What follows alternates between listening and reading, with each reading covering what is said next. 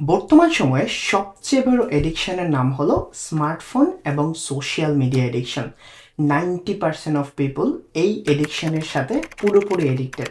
আজকে আমি একটা সিম্পল গেমের কথা বলবো, যদি ফলো করেন তাহলে ইনশাল্লাহ আপনাদের এডিকশনটা আস্তে আস্তে কমে যাবে এবং আপনি একটা বেটার লাইফ লিড করতে পারবেন।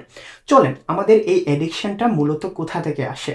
যদি আমি বর্তমান সময়ে যারা প্যারেন্টস আছেন তাদের কথা বলি, আপনারা নিজেরাই নিজেদের বাচ্চা কাচ্চাকে এই ফোনের সাথে, এই সোশ্যাল মিডিয়ার সাথে পরিচয় করিয়ে দিচ্ছেন এবং সে আস্তে আস্তে ওইটাতে এডিক্টেড হয়ে যাচ্ছে।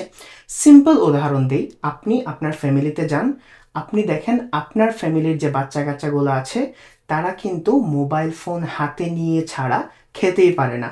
নট ইভেন দিস, যখন মা বাবা কাজ করে তখন কিন্তু হাতে স্মার্টফোনটা দিয়ে রাখে এবং তারা আরামসে পুরো কাজ শেষ করে আসে।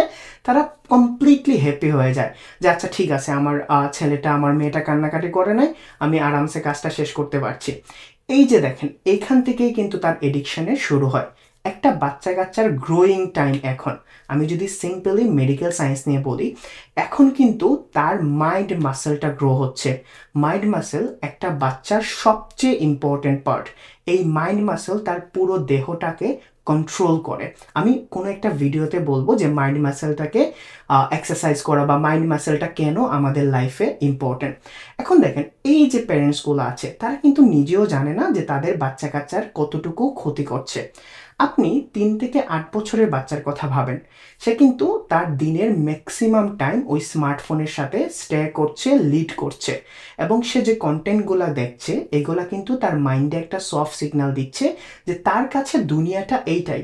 আপনি যখন খাওয়াইতে যাচ্ছেন তখন কিন্তু আপনি স্মার্টফোন দিয়ে রাখছেন, আপনি যখন কাজে যাচ্ছেন তখনও স্মার্টফোন দিয়ে রাখছেন, আপনি যখন বাচ্চাকে নিয়ে কোথাও বেড়াতে যাচ্ছেন তখনও কিন্তু স্মার্টফোন দিয়ে রাখছেন। এই স্মার্টফোনের বাইরেও যে একটা জগৎ আছে আপনার বাচ্চা কাচ্চা কিন্তু জানছে না, বুঝছে না, যেটা তার পরবর্তী লাইফে অবশ্যই ইফেক্ট করবে। আমি আরও গভীরভাবে বলি, দেখেন আপনি 8 বছর পর্যন্ত একটা বাচ্চাকে স্মার্টফোনে এডিক্টেড করছেন। সে স্কুলে গেল, 12 থেকে 15 বছরে আপনার কাছে সে তার পার্সোনাল স্মার্টফোন চাইবে এবং এই স্মার্টফোনের জগতেই সে কিন্তু ইনভলভ থাকবে। তার কাছে জগৎটা আস্তে আস্তে বড় হতে থাকবে এবং সে কিন্তু আস্তে আস্তে অন্ধকার জগতে যাবে। ডেফিনেটলি এখন হয়ে যাচ্ছে। এখন দেখবেন 5 থেকে 8 বছরের যে বাচ্চা আছে তার রাগের পরিমাণ এত বেশি, অনেক বাচ্চা কাচ্চা রাগে অনেক প্যারেন্টসরা কিন্তু ভয় পেয়ে যায়। এখন আমি হয়তোবা নেক্সট কিছুদিন পরে একটা ভিডিও বানাবো কিভাবে আপনারা বেবিদেরকে এই স্মার্টফোন থেকে দূরে রাখবেন এবং কোনো না কোনো ওয়ে আমি বের করে দেব। আজকে যেহেতু আমি জেন জেড বা আমাদের প্রজন্ম, তাদের স্মার্টফোনের এডিকশন এবং সলিউশন নিয়ে কথা বলছি, আমি ওই জিনিসটাতেই আজকে ফোকাস করতে চাচ্ছি। দেখেন, আমাদের খুব সিম্পল একটা রুটিন। আমরা আমাদের সারাদিনের কাজ করে 11টা-12টার সময় বেডে যাব, তারপরে স্মার্টফোন হাতে নিয়ে সোশ্যাল মিডিয়া ইন হব এবং স্ক্রল করতে শুরু করব। রিলস, টিকটক, ইনস্টাগ্রাম, এইখানে ওইখানে ঘোরাঘুরি করে আমরা কিন্তু 2টা-3টা অনেক সময় ভোরও হয়ে যায় এবং আপনারা প্রাউডলি বলেন আমি সকাল পর্যন্ত ঘুমাই, আমি এতটুকু জাগি যে আমার বাসায় চোর আসতে পারবে না। আপনি জানেন আপনি কতটুকু ক্ষতি করছেন নিজের, কারণ ডিপ স্লিপ একটা মানুষের জীবনের একটা অপরিহার্য অংশ। আপনার যদি ঘুম ভালো না হয় আপনার পরবর্তী দিনে মেজাজ খিটখিটে থাকবে, খুব স্বাভাবিক। এবং আপনার ডিপ স্লিপ আপনার শরীরের একটা ইঞ্জিনের মতো করে ওয়ার্ক করে। ধরেন আপনি সারা দিন একটা ইঞ্জিনকে কাজ করাইছেন, আপনার ইঞ্জিন ডেফিনেটলি গরম থাকবে, আপনার ঘুম ওই ইঞ্জিনটাকে ঠান্ডা করবে এবং নেক্সট দিন আপনাকে এনার্জি দিবে, যেটা আপনি আপনার অজান্তেই নষ্ট করছেন।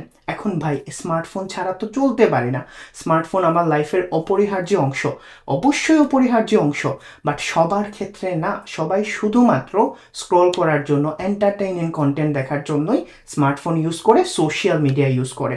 এখন এই যে আপনার ডিপ স্লিপের সমস্যা হচ্ছে, আপনি কিন্তু ডে বাই ডে একটা অসুস্থ শরীর নিয়ে গ্রো আপ করছেন। আপনার এক্সারসাইজ করতে ভালো লাগে না, আপনি আপনার শরীরের ওজন বাড়ায় ফেলছেন, আপনার মাথা ব্যথা করে, মেজাজ খিটখিটে থাকে। আপনি এই খিটখিটে মেজাজের জন্যই কিন্তু ভুল ভাল ডিসিশন নিচ্ছেন, যেটা আপনার লাইফে ইম্প্যাক্ট করছে।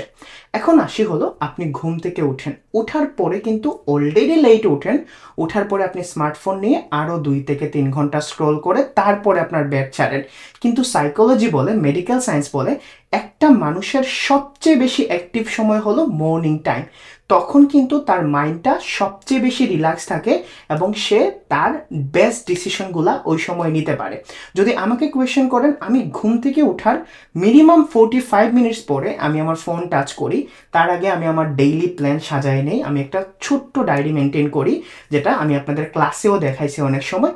এখানে আজকে আমি যে কাজগুলা করব, যে কাজগুলা হাই প্রায়োরিটি, এই কাজগুলাকে লিস্টেড করে তারপরে আমি যখন ব্রেকফাস্ট করতে যাই তখন আমার স্মার্টফোনটা আমি হাতে নিয়ে যাই। এইটাই হলো একজন প্রোডাক্টিভ মানুষ, একটা প্রফেশনাল মানুষের কাজ হওয়া উচিত, যেটা আপনি করেন না। এখন হৃদয় ভাই অনেক বলছেন, অনেক কিছুই বুঝতে পারছি, এবং এই প্রতিটা জিনিস কিন্তু আমাদের লাইফের সাথে একদম ইনভলভ। এখন এইটা থেকে পরিত্রাণ পাবো কিভাবে? খুব সহজ একটা ওয়ে বলে দিচ্ছি, খুব সহজ একটা গেম বলে দিচ্ছি, যেটা আমি অ্যাটমিক হ্যাবিট যে বইটা আছে, আমি ক্লাসে অনেকবার বলছি, এটা নিয়ে অনেকগুলা ভিডিও আসবে ইনশাল্লাহ। অ্যাটমিক হ্যাবিটসের একটা সিম্পল লাইন আছে, যদি আপনি কোনো কিছুর ভালো অভ্যাস করতে চান তাহলে এই জিনিসটাকে সহজ করে দেন, এবং আপনি যদি খারাপ অভ্যাস ছাড়তে চান তাহলে ওই খারাপ অভ্যাস পর্যন্ত যাওয়ার যে ওয়েটা আছে এই ওয়েটাকে আপনি কঠিন করে দেন। এবং এই ওয়েটা, যেটা সোশ্যাল মিডিয়া থেকে আপনাকে পরিত্রাণ দিবে, সেটাকে বলে log in and log out game. I repeat again, log in and log out game. আমি আজকেই বলছি না যে আপনি আজকে থেকে 30 মিনিট সোশ্যাল মিডিয়া ইউজ করবেন, কারণ আপনার মাইন্ড অলরেডি ট্রেন আপ হয়ে গেছে যে আপনাকে 3 ঘন্টা সোশ্যাল মিডিয়া থাকতে হবে। বাট এখন থেকে 20-30 মিনিটস করে রিডিউস করেন। রিডিউস করার ওয়ে হলো, আপনি যখন ঘুমাতে যাবেন 1 ঘন্টা অ্যালার্ম দেন, যদি আপনি খুব বেশি এডিক্টেড হন 1 ঘন্টা অ্যালার্ম দিয়ে রাখেন, ঠিক আছে? যখন অ্যালার্ম বাজবে তখন কিন্তু আপনি সোশ্যাল মিডিয়াতে লগ আউট হয়ে হয় আপনি বই পড়েন, না হলে আপনি ঘুমানোর ট্রাই করেন, অথবা আপনার সুন্দর সুন্দর স্মৃতিগুলা ঘুমের আগে মনে করা ট্রাই করেন। তখন কিন্তু আপনার মাইন্ডটা অলস হবে, এবং মাইন্ড যখন অলস হয় তখনই কিন্তু আপনার ঘুমানোর ইচ্ছা হয়, এবং টায়ার্ডনেসই একমাত্র ওয়ে ভালো ঘুমের। এখন দেখেন, আপনি যখন অলস হয়ে যাবেন তখন আপনার থিঙ্কিং করার কিছু থাকবে না, আপনি নর্মালি ঘুমায় পড়বেন। এবং সকালে ওঠার পরেও সেম কাজ করেন, অ্যাটলিস্ট চেষ্টা করেন আমি হাত মুখ ধুয়ে এসে তারপরে মোবাইল ফোন ইউজ করবো, এবং 30 মিনিটসের একটা অ্যালার্ম দেন। এখন দেখেন, ঘুম থেকে ওঠার পরে কিন্তু আপনি যদি লগ আউট হয়ে ঘুমান, ঘুম থেকে ওঠার পরে সবচেয়ে প্রথম কাজ হবে আপনাকে লগ ইন করতে হবে, যেটা একটা হার্ড ওয়ার্ক। আপনারা যারা অলস আছেন আপনাদের জন্য একটা হার্ড ওয়ার্ক। লগ ইন করতে হলে আপনার ইউজার নেম, পাসওয়ার্ড দিতে হবে। অনেক সময় পাসওয়ার্ড আপনি ভুল করবেন, রং পাসওয়ার্ড দেখাবে।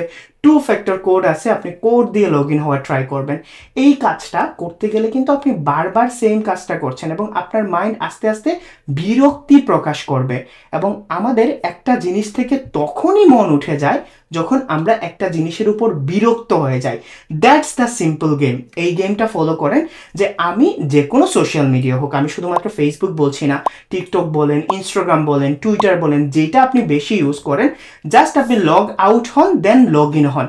বিশ্বাস করেন, আপনি জাস্ট 14 থেকে 15টা দিন, সাইকোলজি বলে আপনার 21 দিন সময় লাগে একটা অভ্যাস পরিবর্তন হতে। আপনি 21টা দিন সেম কাজটা করেন, হৃদয় ভাইয়ের কথা শুনেন, 21টা দিন এই কাজটা করেন, এবং 21 দিন পরে এসে সেম ভিডিওতে কমেন্টস করবেন আসলেই কি আপনার এডিকশনটা কমছে, নাকি আপনি এডিকশনটা কমাতে পারেন নাই।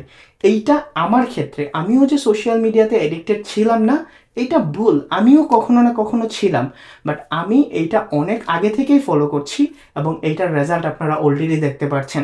আমি চাইলেই আমার ক্লাস মেনটেন করতে পারি, আমার জব মেনটেন করতে পারি, আমার ক্লায়েন্ট মেনটেন করতে পারি, এখন আবার ভিডিও বানাইতে পারি। আমি কমেন্ট সেকশনে আমার নতুন ইউটিউব চ্যানেলের লিঙ্ক, যেটা আমার পার্সোনাল ইউটিউব চ্যানেল, এটার লিঙ্কটা দিয়ে দিব। এই ধরনের ভিডিও, যেটা আপনি productivity, time management, bad habit থেকে আপনি গুড হ্যাবিটে কিভাবে কনভার্ট করবেন, এই জিনিসগুলো নিয়ে ভিডিও আসবে। আশা করি আপনারা অনেকেই সাপোর্ট করছেন আমাকে, অনেকেই পছন্দ করেন, সাবস্ক্রাইব করবেন যদি আপনাদের মনে হয় যে হেল্পফুল কন্টেন্ট পাবেন। এবং যেহেতু আমার সেকেন্ড ভিডিও, আমি আমার সর্বোচ্চ দেওয়ার ট্রাই করছি। ইনশাল্লাহ আমিও 21 দিন পরে গ্রো হব, আমিও অনেক বেশি প্রফেশনালিজম নিয়ে আসবো ভিডিওতে। টিল দেন সবাই ভালো থাকেন, সুস্থ থাকেন, আমার জন্য দোয়া করবেন। আসসালামু আলাইকুম।